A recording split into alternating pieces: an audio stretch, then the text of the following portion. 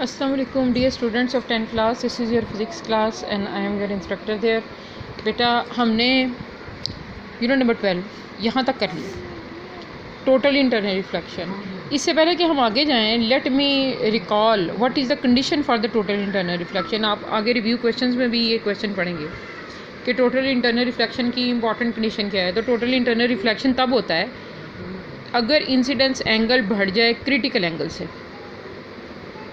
और critical angle कौन सा एंगल होता है? एंगल ऑफ इंसिडेंस का तो आपको पता है, जो इनिशियल एंगल होता है नॉर्मल के साथ किसी भी इंसिडेंट रे का, हम उसको इंसिडेंस एंगल बोलते हैं। और क्रिटिकल एंगल फिर कौन सा एंगल होता है? वो वाला एंगल होता है जो आप समझ लीजिए जिसके ऊपर एंगल ऑफ इंसिडेंस, ऐसा angle of incidence critical angle होता है जिसके लिए एंगल ऑफ रिफ्रैक्शन जो है वो ज़ीरो हो जाए और जो रिफ्रैक्टेड रे है वो अलॉन्ग द बाउंड्री चलना शुरू कर दे ऐसे,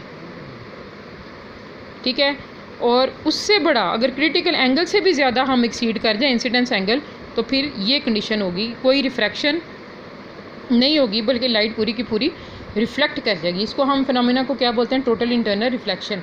आज आपने यही फिनोमेना पढ़ना है, इसकी एप्लीकेशंस पढ़नी है, कहाँ कहाँ ये पर्पसली बहुत ज़्यादा प्रिंसिपल यूज़ होता है टोटल इंटरनल रिफ्लेक्शन वाला। ये देखें, ग्लास का प्रिज्म है और इसके लिए क्रिटिकल एंगल डिफाइंड है जी 42 डिग्रीज क्रिटिकल एंगल है इसका। ग्लास का क्रिटिकल एंगल जो होता है वो कितना होता है? 42 डिग्रीज। अब ये लाइट की रे है आपके सामने है, ये नॉर्मल के साथ साथ चल रही है। इसका मतलब इसका पाथ चेंज नहीं होगा जब ये रिफ्रैक्ट होगी, लेकिन जब ये सामने ये प्रिज्म के इस वाली फेस से विच इज़ हाइपोटेन्यूज उसके साथ स्ट्राइक करेगी तो एंगल बनाती है 45 डिग्रीज़ का, ठीक है। ये देखें, ये एंगल जो है ना दैट इज़ 45 डिग्रीज़ का एंगल है। ये इन्होंने इसको गलत लेबल किया हुआ है। अच्छा, ये 45 डिग्रीज़ का एंगल है तो फिर क्या होगा? लाइट क्रिटिकल एंगल 42 डिग्रीज़ था लेकिन एंगल ऑफ रिफ्रैक्शन कितना हो गया? दैट इज़ 45 डिग्रीज़ बढ़ गया जी। एंगल ऑफ इंसिडेंस जो है वो 42 डिग्री से बड़ा हो गया तो क्या होगा? टोटल इंटरनल रिफ्लेक्शन, सारी की सारी लाइट जो है वो रिफ्लेक्ट हो जाएगी और कोई भी पार्ट इसका रिफ्लेक्ट नहीं होगा। आप देख रहे हैं यहाँ पर आपको कोई लाइट रे नज़र आ रही है? इस साइड पर नहीं नज़र आ रही। इसका मतलब है लाइट जो है वो टोटली रिफ्लेक्ट हो गई है प्रिज्म के अंदर ही और उसका कोई पार्ट भी रिफ्रैक्ट नहीं हुआ। That is total internal reflection. ये देखें, ये एंगल होना चाहिए 45 डिग्रीज़। ये इस बुक में गलत लेबल हुआ हुआ है, दिस एंगल इज़ 45 डिग्रीज़। ये एंगल जो है दैट इज़ 90 डिग्रीज़। ये देखें आगे क्या हो रहा है, ये इंटरनली रिफ्लेक्ट तो हो रही है लेकिन फिर जब बाउंड्री पे पहुंचेगी तो 90 डिग्रीज़ का एंगल बना रही है। इसका क्या मतलब हुआ कि अब फिर दोबारा नॉर्मल के साथ साथ लाइट रे रिफ्लेक्ट करना शुरू कर देगी। टोटल इंटरनल रिफ्लेक्शन सिर्फ तब तक होगा जब तक क्रिटिकल एंगल, इसका एंगल ऑफ इंसिडेंस जो है वो 45 डिग्रीज़ होगा। अगर 45 डिग्री से ज़्यादा कर देंगे तो फिर ये लाइट जो है वो नॉर्मल के साथ साथ रिफ्लेक्ट होगी विदाउट एनी डिविएशन। रास्ता चेंज नहीं होगा बल्कि अपने नॉर्मल के साथ साथ ही मूव करेगी, ठीक है। That is total internal reflection. इस कंसेप्ट को दोबारा देख लें, अगर आपको कहीं पर कन्फ्यूजिंग लगे लर्न करने में तो आप इसको एक दफ़ा दोबारा रिव्यू कर लें। अच्छा, मैंने आपको ये बताया था 90 डिग्रीज़, बुक में एक जगह पे 180 डिग्रीज़ भी मेंशन्ड है, आपने कंफ्यूज नहीं होना। 180 डिग्रीज़ का मतलब ये होता है कि लाइट इस तरह आ रही हो, ठीक है, इस तरह से,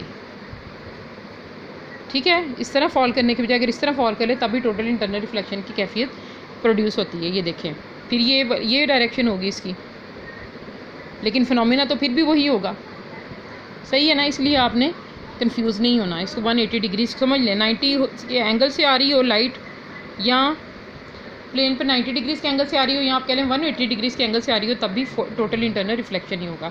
इसको बड़े अच्छे तरीके से लर्न करना है। It's a very important application of the total internal reflection. अच्छा, बाज़ दफ़ा ऐसा होता है कि एक पेरिस्कोप चीज़ है।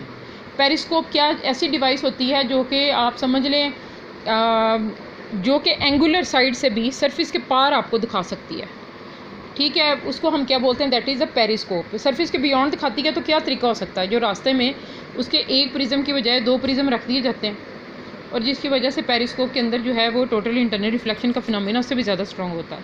ये भी इसके अंदर मेंशन्ड है। Okay, come to the optical fibre. ये ऑप्टिकल फाइबर क्या चीज़ होती है? देखें, ऐसा मटीरियल जिसमें लाइट पास कर सकती है, ऑप्टिकल फाइबर, ठीक है। अब आप देखें इसमें होता क्या है, क्रिटिकल एंगल ये ग्लास का नहीं बना होता, ये पॉलीमर का बना होता है, लेकिन इसका जो क्रिटिकल एंगल है वो इतना इंडेक्स जो है इसका वो कंपेरेबल होता है ग्लास के साथ, ठीक है। जैसे ग्लास का होता है 53 डिग्रीज 53 है अगर इंडेक्स, तो ऐसा पॉलीमर हम ऑप्टिकल फाइबर में यूज़ करते हैं जिसका ऑलमोस्ट 53 इंडेक्स होता है, विच कंपेरेबल होता है।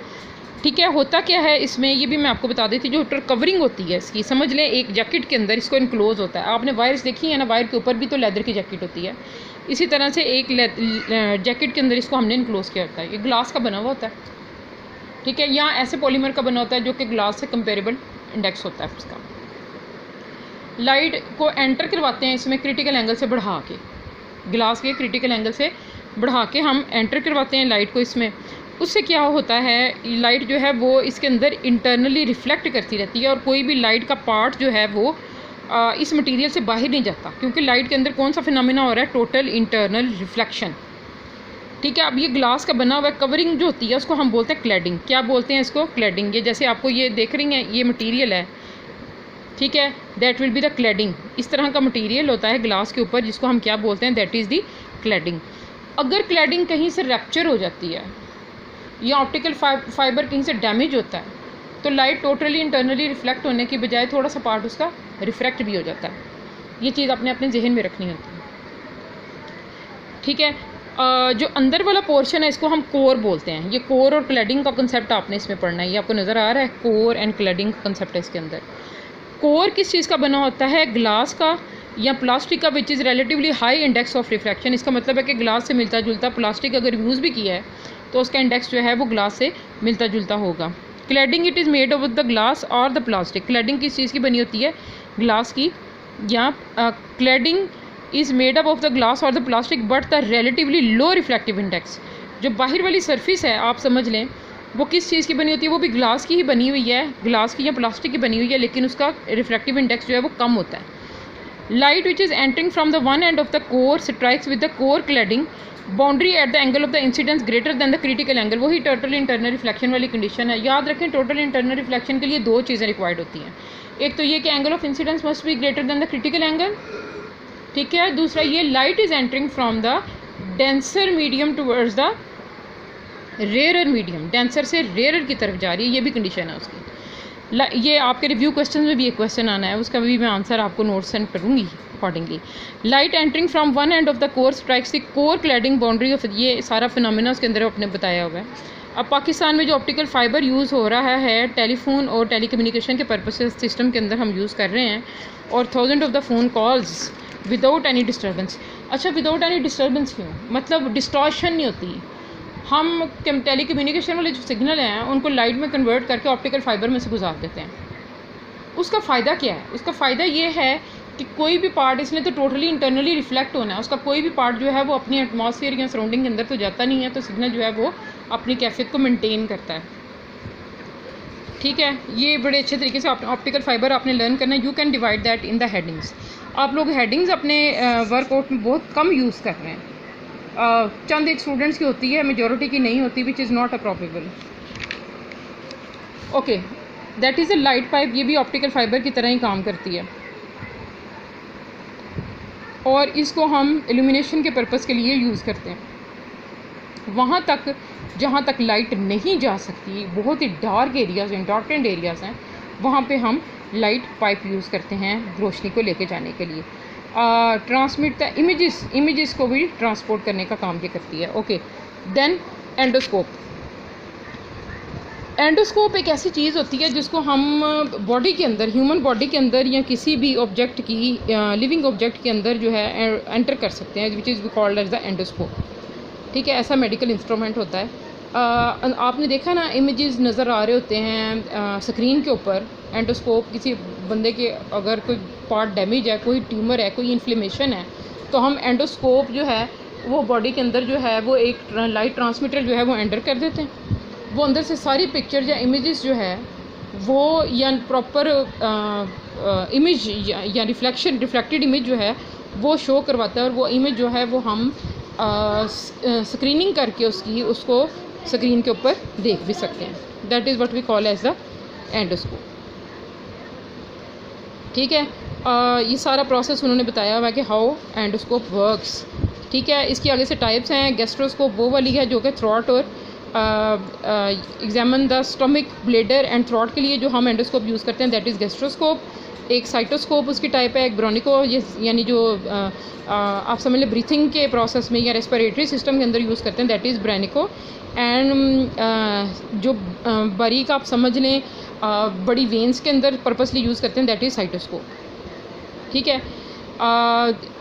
ये सारी चीज़ों के लिए हम पर्पसली ये सारी चीज़ यूज़ करते हैं इसको। ये अंदर सारा एंडोस्कोपी का फिनोमेना भी एक्सप्लेन किया हुआ है, ठीक है, और प्रोसीजर बताया हुआ आपने, ये भी बड़े अच्छे तरीके से आपने लर्न करना है। ये एप्लीकेशंस आप हिम्मत